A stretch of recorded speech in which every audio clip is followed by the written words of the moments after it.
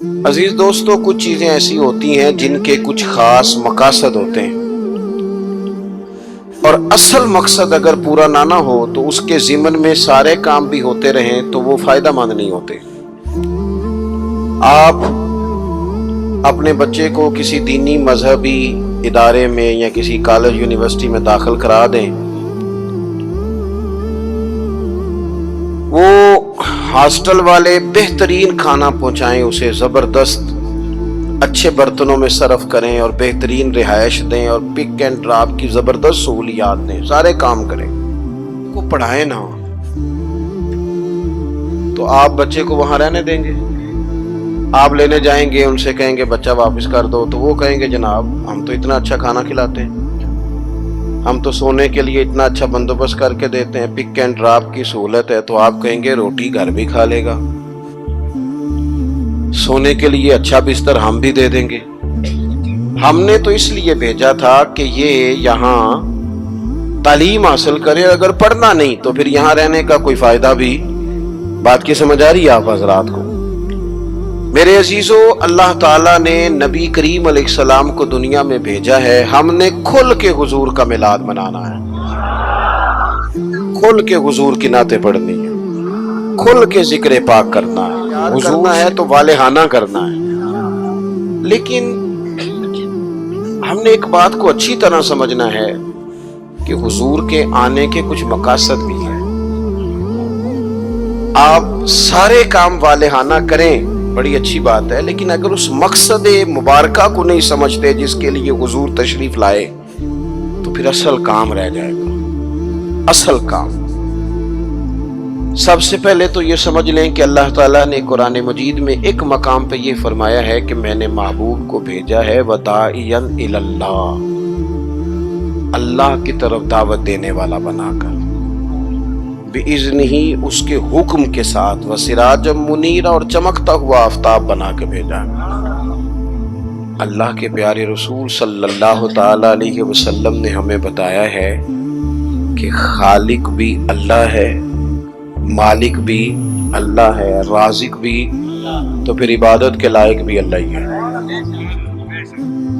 سجدہ سوائے اللہ کے کسی کے لیے جائز؟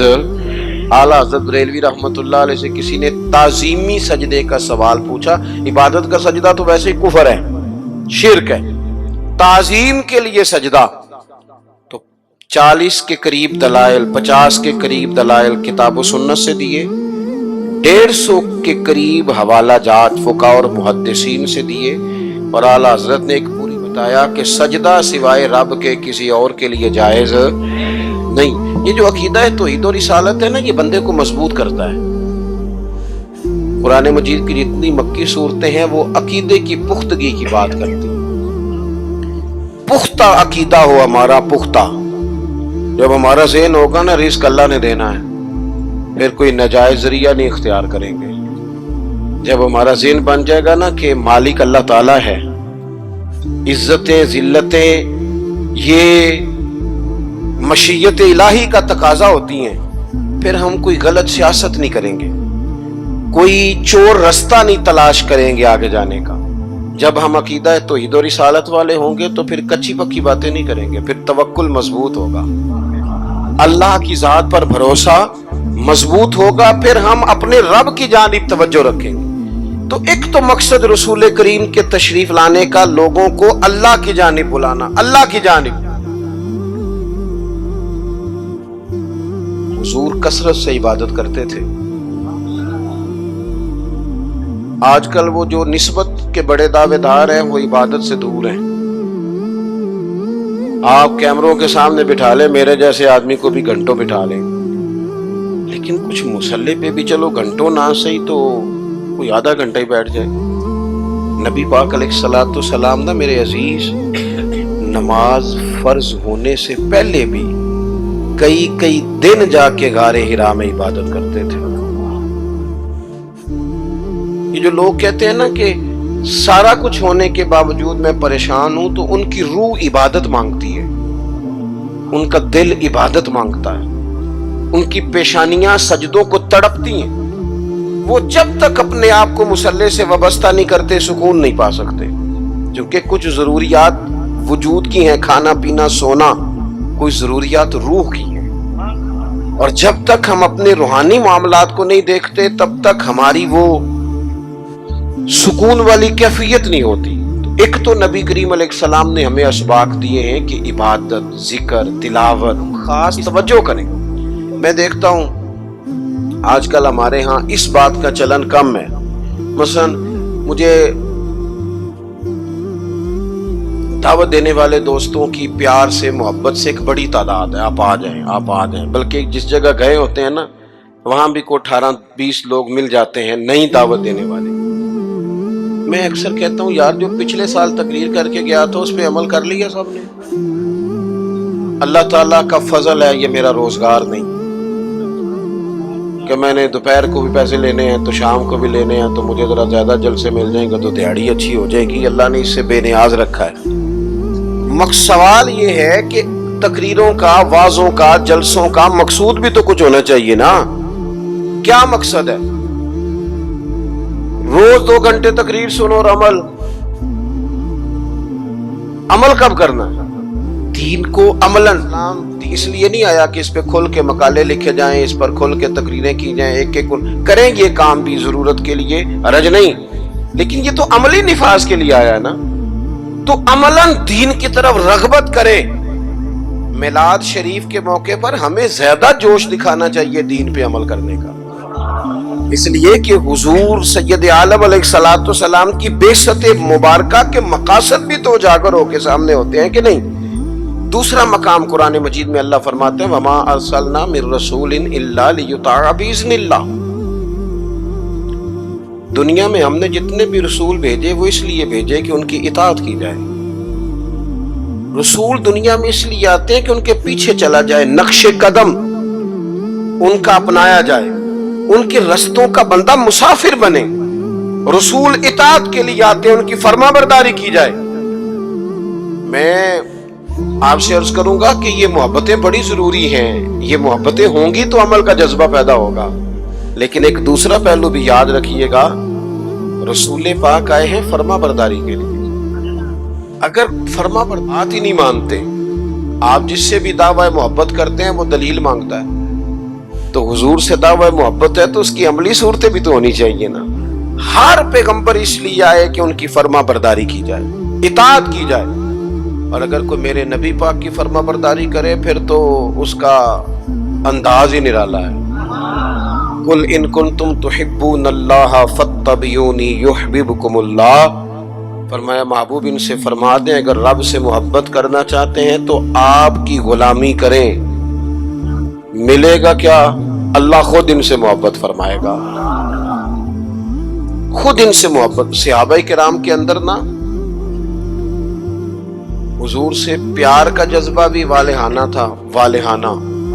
نبی کریم، وہ آج کل کچھ لوگوں کو یہ بھی غلط فہمی ہوتی ہے نا جی مروج دکھائیں، اس کا حکم ہے، حکم ہے، یہ بھائی نہیں آپ یہ بتائیں۔ تو میں کہتا ہوں حضور نے حکم دیا تھا کسی صحابی کو کہ میں کلی کروں تو میرے منہ سے نکلا پانی چہرے پہ مل لینا؟ حکمن کہا تھا کسی کو کہ میرے ناک سے بلغم نکلے تو چہرے پہ مل لینے؟ کہا تھا، لیکن وہ ملتے تھے کہ نہیں ملتے تھے؟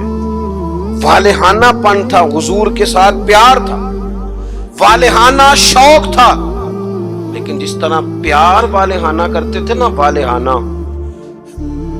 اس طرح بات بھی والہانہ ہی مانتے تھے، بات بھی پیار ہم بھی والہانہ کرتے۔ ہمارے ہاں کہتے ہیں نعرہ لگاؤ، پھر زور سے لگاؤ، پھر دونوں ہاتھ کھڑے کر کے لگاؤ، پھر جناب اس طرح کر کے لگاؤ، یہ ساری باتیں ٹھیک ہیں، یہ والہانہ پن ہے، اچھی بات ہے، لیکن یہ بھی تو بتائیں کہ حضور کی بات بھی والہانہ مانتے ہیں؟ تو اللہ ہے، گنجائش ہے، دیکھ لیں گے، کر لیں گے، شریعت کی رخصت پر عمل ہے، یہاں گنجائش مل گئی تو لے لو، یہاں مل گئی تو لے لو۔ صحابہ تو بات بھی والہانہ مانتے تھے۔ حضور جمعے کا خطبہ دے رہے ہیں، ایک شخص اٹھ کے کھڑے ہو گئے، اللہ کے محبوب نے فرمایا بیٹھ جاؤ۔ ایک صحابی اس کونے میں تھے ابھی مسجد کے قریب، ان کے کان میں آواز گئی بیٹھ جاؤ، وہ وہیں بیٹھ گئے۔ ایک اس کونے میں تھے۔ ہمیں واضح احکامات دین کے مل جائیں تو اس میں بھی گنجائش ڈھونڈتے، उस कोने में थे, कानों में आवाज गई बैठ जाओ तो वो वहीं बैठ गए। इस कोने में थे, उनके कान में आवाज गई वहीं बैठ गए। अल्लाह करे कि आप मोबाइल थोड़े कम चलाएं और मेरी बात ज्यादा सुने। दुआ की है, आमीन तो कह देना। चलो दुआ में तो शामिल हो जाए ना।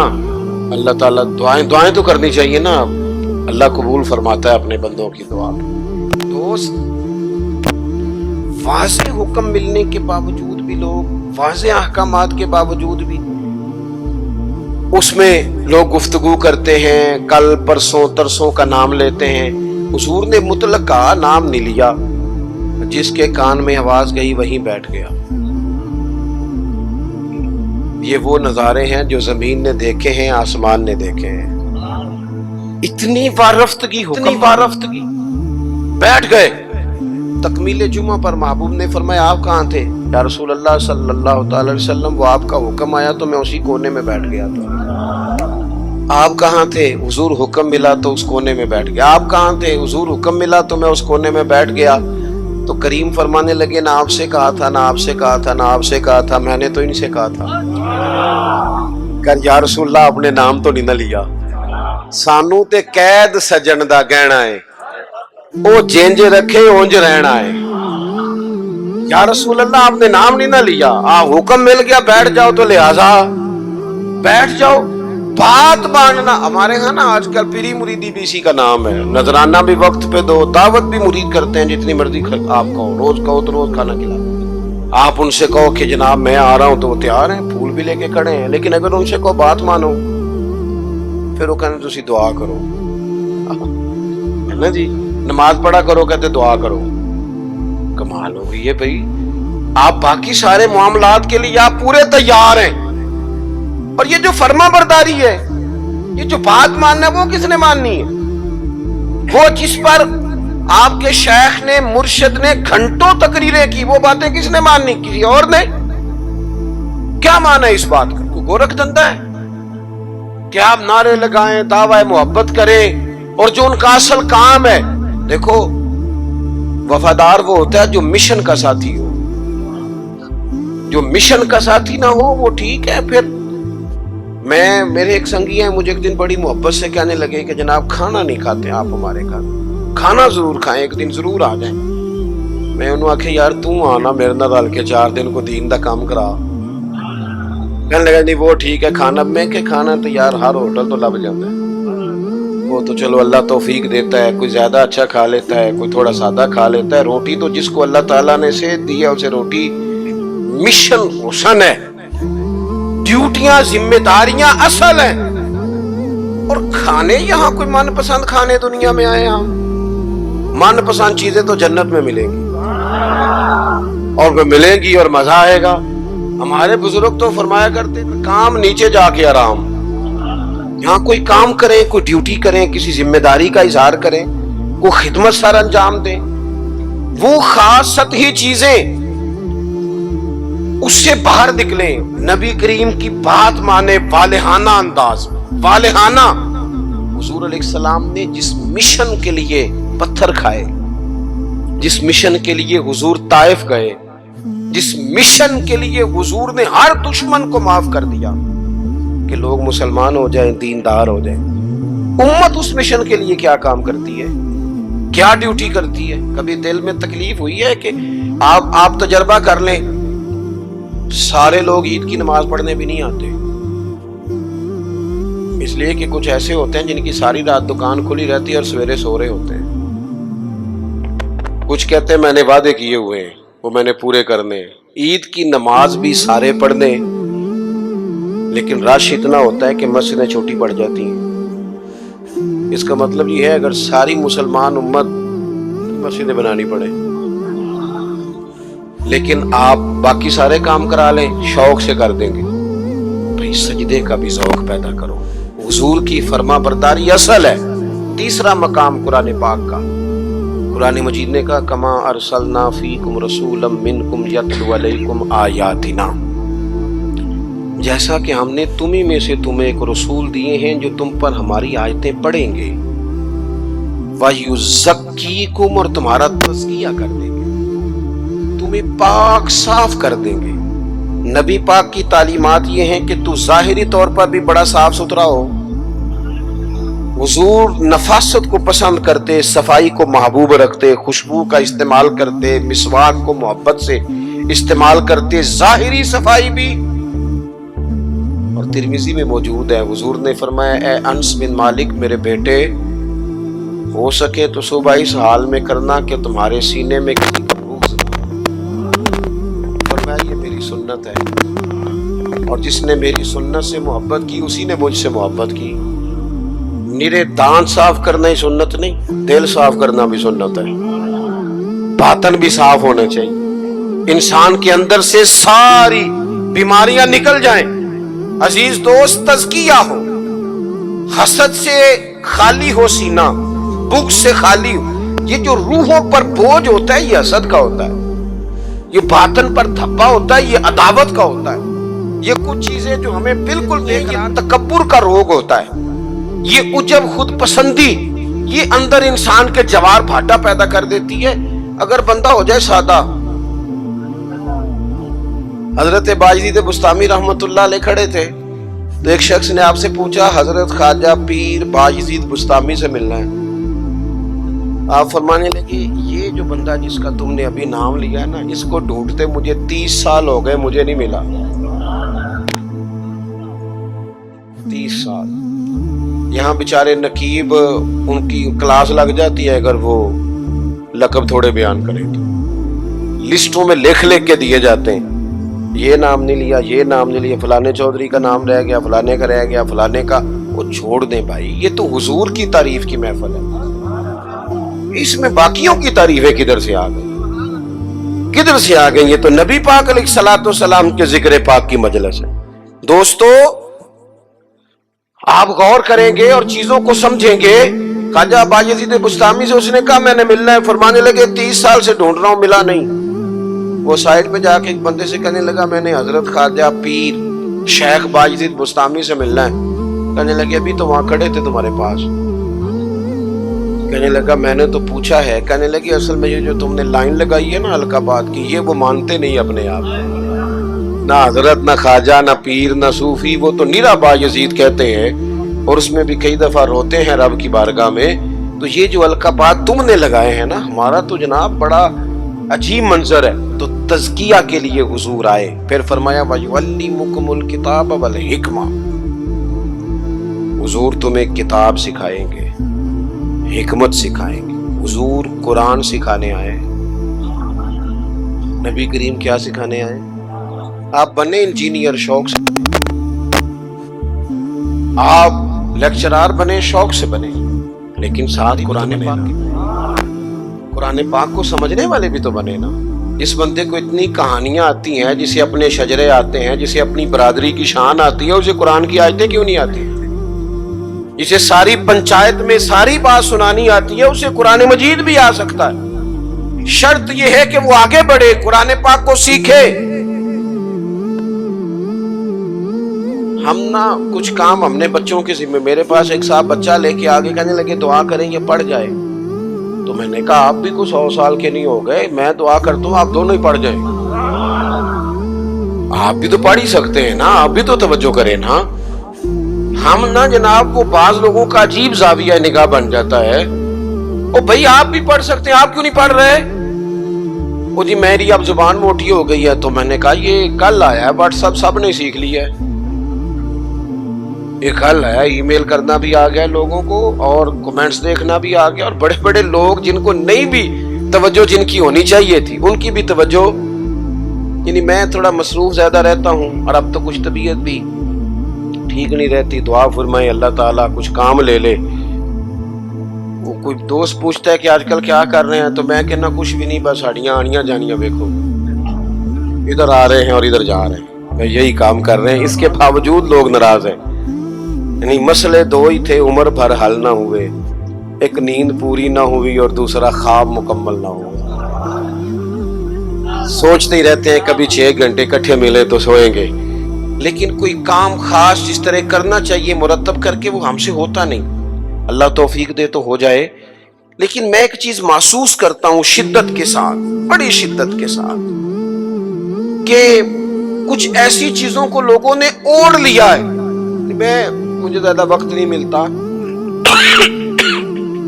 تو کئی دوست پوچھ لیتے ہیں، بلکہ شاید ہر ہفتے ہی کوئی پوچھ لیتا ہے آپ سٹیٹس کہاں پہ لگاتے ہیں. میں کہ یار میں نے لانا نہیں آؤں گا، لیکن وہ بس ایک ذہن بن گیا نا. اور ایسے لوگ جن کے بارے میں امید تھی کہ یہ سٹیٹس والے نہیں، یہ تسبیح والے ہیں، یہ اللہ اللہ کریں گے، ان کے ہاتھوں میں بھی موبائل نظر آتا ہے. اور جو بھی چیز ہاتھ میں ہو وہ چلنے لگتی ہے. موبائل ہاتھ میں ہوگا تو چلے گا، اور اگر تسبیح ہوگی تو وہ بھی انشاءاللہ چلے گی. چلیں، اس کی بھی ضرورت ہے، کہیں تو چلائیں، لیکن باقی تسبیح بھی تو لینا ہاتھ میں، کچھ وقت اسے بھی تو دینا. تو میرے عزیز قرآن مجید کو سیکھیں. اور پھر فرمایا والحکمہ، حضور تمہیں دانائی سکھانے آئے. نبی پاک نے ہمیں باشعور کیا ہے. بصیرت کا جو نور دروازہ رسول سے ملتا ہے وہ کہیں سے بھی نہیں ملتا. حضور کی باتیں حکیمانہ، عادات انسان کو تازہ کر دینے والے، ذہن کی بند گرہیں کھول دینے والے حضور کے ایسے فرامین. نبی پاک علیہ السلام نا انا نہیں جگاتے لوگوں کی. ہم جب کسی شخص سے گفتگو کرتے ہیں تو وہ رد عمل کے طور پر سخت ہو جاتا ہے، جو کہ ہم انا جگا دیتے ہیں. حضور انا نہیں جگاتے، نبی پاک ضمیر جگاتے. حضور اس طرح کی بات کرتے تھے کہ سامنے والے کو تعلیم مل جاتی، ایجوکیٹ ہو جاتا، اس کی نفسیات قبول کر لیتی کہ یہ بات ٹھیک ہے، نفسیات قبول کر لیتی. ایک نوجوان نے آ کے کہا معاذ اللہ ثم معاذ اللہ، یا رسول اللہ مجھے زنا کی اجازت دے. صحابہ کہتے ہیں ہمیں بڑی تکلیف ہوئی اس کی بات کی، لیکن حضور نہ تعلیم دیتے ہیں. نبی کریم نے بٹھا لیا اور بٹھا کے فرمایا ایک بات بتا. یا رسول اللہ حکم کرے. فرمایا تو پسند کرتا ہے کہ تیری بیٹی سے زنا کرے؟ اس کی آنکھیں کھل گئیں، یہ کیسے ہو سکتا ہے؟ فرمایا تیری بہن سے، ماں سے، خالہ سے، پھپھو سے، جو رشتے قریبی ہیں حضور نے گنوائے تو اس کی آنکھیں لال ہو گئیں غصے سے. یا رسول اللہ میں نام بھی نہیں لینے دیتا. اب حضور نے اس کے ذہن پر دستک دی. معاشرے میں جب آپ کسی چیز کو خریدنے نکلتے ہیں تو آپ پھر دکان بھی تو ڈھونڈتے ہیں نا کہاں سے لینی ہے. تو جس چیز کو آپ خریدنے جائیں گے یقیناً اس کی مارکیٹ بھی تو ہونی چاہیے نا، کہیں سے ملے گی وہ. تو نبی پاک صلی اللہ تعالی علیہ وسلم اس ذہنی سطح پر لائے اپنی حکمت کے ساتھ. حضور فرمانے لگے تو نہیں اجازت دیتا اور ہونا بھی نہیں چاہیے ایسا، لیکن جس سے تو بدکاری کی اجازت مانگ رہا ہے وہ بھی تو کسی کی بیٹی ہوگی نا، وہ بھی تو کسی کی بہن ہوگی. کیوں نہیں سوچتے اس بات کو ہم کہ معاشرے میں جب آگ لگتی ہے پھر کسی کا گھر بھی محفوظ نہیں رہتا. تو جب بے حیائی کا چلن عام ہوتا ہے. ایک میرے دوست ہیں، ان کا بیٹا پسند کی شادی کرنا چاہتا تھا تو وہ لے آئے، کہنے لگے اسے سمجھائیں میرے لیے مشکل ہو جائے گی. تو میں نے ان سے بات ابھی شروع بھی نہیں کی تو مناظرے پہ اتر آیا بچہ. کہنے لگا مولانا صاحب بتائیں جائز نہیں؟ کوئی اپنی رائے نہیں دے سکتا پسند کی شادی؟ میں نے کہا پتر تو میرے ساتھ اکیلے میں آ، تجھے سمجھاتا ہوں. کہنے لگا جی نہیں آپ بتائیں جائز نہیں؟ میں نے کہا بیٹا تیرے لیے بھی جائز ہے، جس طرح تیرے لیے جائز ہے نا اسی طرح خاندان کی اگر کوئی بیٹی کہے میں نے پسند کی کرنی ہے تو اس کے لیے بھی جائز ہے. اب اس کی گردن جھک گئی، اب چپ کر گیا. میں نے کہا جو رواج آپ گھر میں ڈال رہے ہیں اس کا مطلب یہ تو نہیں نا کہ بیٹیوں کو پتہ نہیں چل رہا آپ کیا کر رہے ہیں. تو جو چلن آپ پیدا کر رہے ہیں یہ عام تو ہوگا. تو اگر بیٹی کل کو کچھ اٹھ کے مطالبہ کرے، وہ کہے کہ جس فلسفے سے اس کی بات مانی جا سکتی ہے میری بھی مانی جا سکتی ہے، پھر آپ کا کیا خیال ہے؟ بعض اوقات اللہ توفیق دیتا ہے، کسی کی سمجھ میں بات آ جاتی ہے، اس کی سمجھ میں آ گئی. اور میرے بھائی جب کسی کچھ چیزوں کا چلن عام کرو گے نا، علاقے چھوڑ کے چلے گئے ہیں بہت سارے باپ، بستیاں چھوڑ دی لوگوں، صدیوں سے جہاں خاندان آباد تھے چھوڑ دیے. کیوں؟ اس لیے کہ بیٹی نے مرضی کی شادی کر لی. غلطی کسی کی غلطی کا کوئی بوجھ نہیں اٹھائے گا، یہ غلطی ماں باپ کی نہیں ہے. نافرمان ہونے لگے تو حضرت نوح کا بیٹا بھی ہو جاتا ہے. لیکن لوگ اس نگاہ سے دیکھتے ہیں کہ جینا مشکل کر دیتے ہیں، لیکن جب برائیوں کا چلن عام ہوتا ہے پھر وہ سب کو اپنی لپیٹ میں لیتی ہیں۔ تو حضور اس حکمت سے دین سکھاتے، ہم وہ دانائی نہیں استعمال کرتے، وہ بصیرت نہیں، بس جذباتی فیصلے، جذباتی باتیں، جذباتی گفتگو۔ اپنی زندگی میں دانائی، بصیرت۔ حضور نے تو بعد فیصلے کے موقع پر کتنے مشکل میں تھے صحابہ، ایک ایسا سخت فیصلہ کر دیا ہے کہ اگر کوئی وہاں سے مسلمان آئے گا تو مدینے والے رکھیں گے نہیں، اور مدینے سے جائے گا تو وہ رکھ لیں گے مکے والے، وہ واپس نہیں کریں گے، ہم رکھ نہیں سکتے۔ صحابہ کہتے ہیں وقتاً تو ہم پریشان تھے، پر حضور کی حکمت کے قربان جائیں، یہی شرط وجہ بنی مسلمانوں کی فتح کی۔ اس لیے کہ جن کو وہ وہاں سے نکلنا پڑتا تھا مکے سے، حضور رکھتے نہیں تھے، معاہدہ تھا، وہ پھر مجاہدوں کا الگ جتھا تیار ہو گیا۔ حضرت ابو بصیر رضی اللہ تعالیٰ عنہ، حضرت ابو جندل، ایک نئی جماعت مجاہدین، رستوں سے گزرنا کافروں کا مشکل ہو گیا، اور کچھ ایسے تھے جو مکے نہ رہ سکے، مدینہ نہ رہ سکے، تیسری جگہ جا کے ڈیرا لگایا، سارے کا سارا شہر ہی مسلمان کر دیا۔ زندگی میں کچھ چیزیں بصیرت سے کریں۔ ہمارے ہاں فیصلہ کس کے حق میں ہوتا ہے بھلا؟ جو پہلے آ جائے۔ اور میں کہتا ہوں آپ بیوی کی بات ضرور سنیں، لیکن اس کی سننے کے بعد جس کے بارے میں وہ بات کر رہی ہے پھر اس کی بھی سنیں۔ آپ اماں کی بات ضرور سنیں، توجہ سے سنیں، لیکن فوراً جذباتی نہ ہو۔ پھر اس کے بعد اماں نے جس کے خلاف بات کی اس کی بھی سنیں۔ دو طرفہ بات سن کے کہ کس طرح کے منصف ہیں زمانے میں، ایک بات سنتے ہیں اور اسی طرف ہو جاتے ہیں دانائی سے۔ اور آخر میں فرمایا وَيُعَلِّمُكُم مَّا لَمْ تَكُونُوا تَعْلَمُونَ، جو نہیں جانتے تھے وہ سارا میرے رسول تمہیں سکھاتے ہیں۔ نبی کریم نے نا اپنی امت کو تعلیم کے ہر پہلو سے آگاہ کیا، ہر پہلو سے۔ ہمارے پاس ذخیرہ ہے احادیث کا، اور قربان جائیں کچھ باتیں ایسی ہوتی ہیں جو بندہ کبھی پڑھ لینا تو لطف دے دیتی ہے، لطف۔ مجھ سے ایک دفعہ ایک دانشور نے پوچھا کہ جناب کوئی ایک بات جس پہ زندگی گزاری جا سکے، ایک نوجوان تھے۔ میں نے ان سے کہا کہ میرا تو خیال ہے اس ایک حدیث پر پورا ملک سنوارا جا سکتا ہے، ایک پر، اور آتی بھی ہے ہم سب کو، شرط عمل کرنا ہے۔ حضور نے فرمایا مومن وہ ہے جو اپنے لیے پسند کرے وہی بھائی کے لیے پسند کرے۔ لو اس حدیث پہ عمل کر لو۔ جو بندہ ملاوٹ والی چیز بیچتا ہے اگر اس حدیث پر عمل کرے کہ جو اپنے لیے پسند کرنا ہے وہی اپنے، کبھی ملاوٹ کرے گا، کبھی دھوکہ دے گا، کبھی میرٹ سے ادھر ادھر ہوگا، چونکہ تو طے کر لیا ہے کہ جو اپنے لیے پسند کرنا ہے وہی اپنے بھائی کے لیے پسند کرنا ہے۔ طے کرے زندگی میں۔ ہم یہ کرتے ہیں کہ اور ایک بار یاد رکھنا، یہ نہیں ہو سکتا کہ دوسروں کے بچوں کو تو ملاوٹ والی چیزیں کھلائے اور تیرے گھر میں صحت کا دور دورہ ہو، یہ کیسے ہو سکتا ہے؟ کسی کا گھر اجاڑ کے بھی کبھی اپنا بسایا جا سکتا ہے۔ جب تک ہم سب کے لیے سوچ وہ نہیں کرتے جو اپنے بچوں کے لیے، جب تک سب کے لیے وہ سوچ نہیں ہوتی جو اپنے گھر کے لیے، روشنی پیدا نہیں ہوتی۔